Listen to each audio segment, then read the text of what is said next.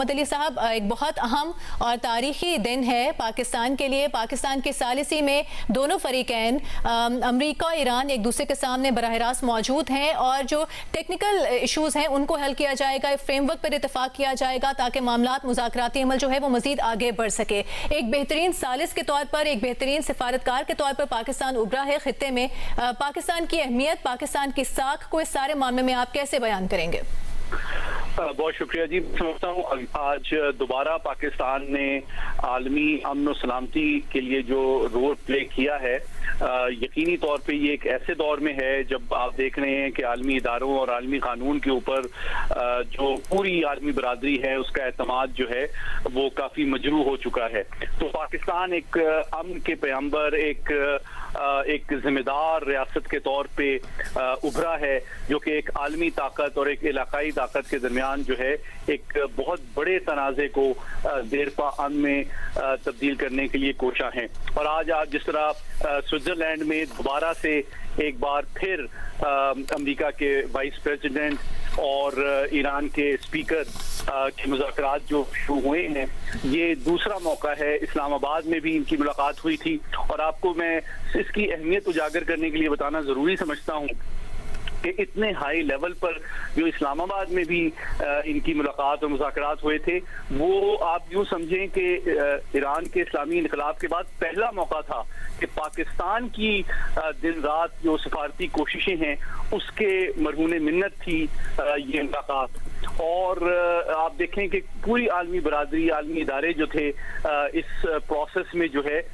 वो role play नहीं कर सके जो कि पाकिस्तान ने इंतहाई सब्र तहम्मुल, इंतहाई दानिशमंदी, इंतहाई जिम्मेदारी के साथ अदा किया है। और आप देखें ऑलरेडी इसके सम्राट जो है वो पूरी दुनिया जो है वो इंजॉय कर रही है।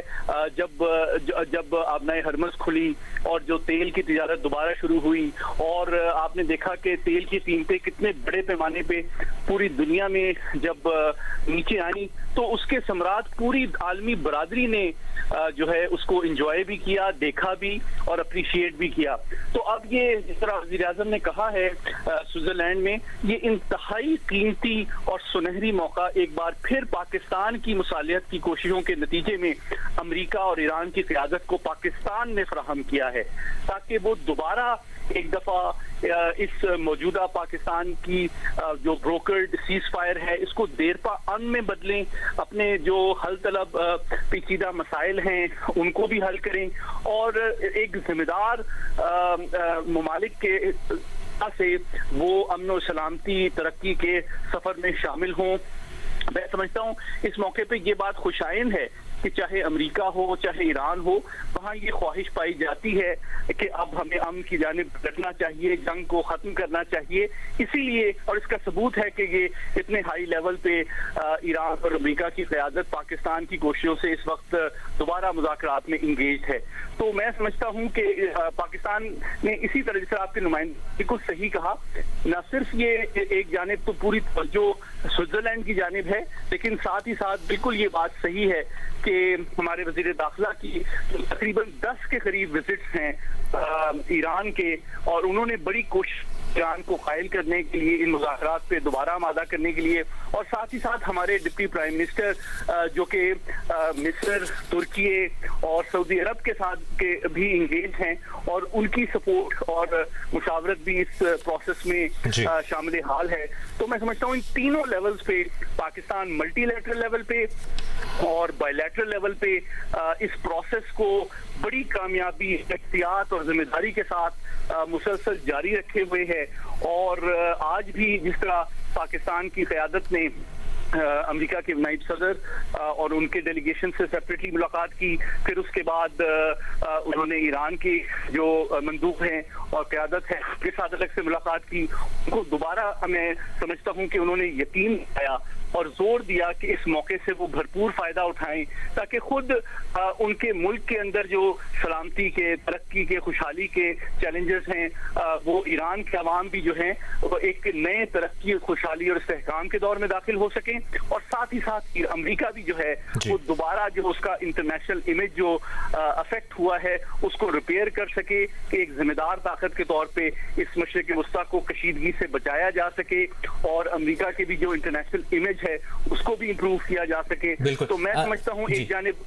सैयद मोहम्मद अली साहब, जिस तरह आप बात भी करें, अगर इन 14 निकात 60 दिन का वक्त है और 14 निकात पर तफसील से बात होनी है, ईरानी सदर मसूद पेज़ेश्कियान का जो बयान है उस पर भी मैं चाहूँगा आप रोशनी डालें कि हम अपना यूरेनियम अफजूदगी का हक नहीं छोड़ेंगे, इन्हें भी आखिरकार हमें यूरेनियम अफजूदगी के हक को तस्लीम करना पड़ेगा। तो क्या इतनी आराम से अमरीका मान जाएगा? क्योंकि अमरीकी सदर डोनाल्ड ट्रंप का तो अभी भी बयानात आने का सिलसिला जारी है कि वो कह रहे हैं कि ईरान को लबनान में अपनी प्रॉक्सीज को मुश्किलात खड़ी करने से फौरी रोकना चाहिए, ऐसा ना किया तो पिछले हफ्ते की तरह दोबारा पूरी कुव्वत से निशाना बनाएंगे।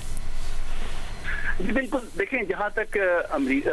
ईरान के एटमी प्रोग्राम के मुस्तकबिल का ताल्लुक है तो ये पहला मौका नहीं है कि ईरान और अमेरिका इसके हवाले से मुज़ाकरात कर रहे हैं। आपको याद होगा 12 साल कबल भी उन्होंने बड़े पेशा मुज़ाकरात के बाद joint comprehensive plan of action को अग्री किया था। तो मैं समझता हूं कि अभी भी मौका है और इसके इम्कानात मौजूद हैं कि ईरान और अमेरिका एक म्यूचुअली एग्रीबल फ्रेमवर्क पे आ जाएं। हाँ, अलबत्ता देखिए, ईरान को दो तशवीश है जो कि समझ में आती है। एक तो ये कि जाहिर बात है 2 दफा पिछले 1 साल के दौरान उसके एटमी प्रोग्राम पे बराह रास्त हमला हुआ, तो उनको एक गारंटी चाहिए जिसकी वो तवक्को करते हैं कि इस तरह की जारियत दोबारा मुस्तकबिल में नहीं की जाएगी। और दूसरी बात ये कि अगर वो दूसरी जानिब के क्या उनको इसके एवज कोई इकोनॉमिक रिलीफ या सैंक्शंस पर भी नजरसानी अमेरिका करेगा या नहीं करेगा, क्योंकि मैं समझता हूँ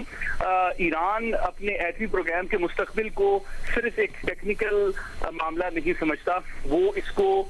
एक लेवरेज के तौर पे इस्तेमाल करता है कि इसके एवज जो, क्योंकि इसी प्रोग्राम की वजह से अमेरिका ने इतनी सख्त और तवील मुद्दत पर मुहित माशी पाबंदियां ईरान पर लगाई थी। तो मैं समझता हूं कि इसके इम्कानात मौजूद हैं कि ईरान किसी हद तक जो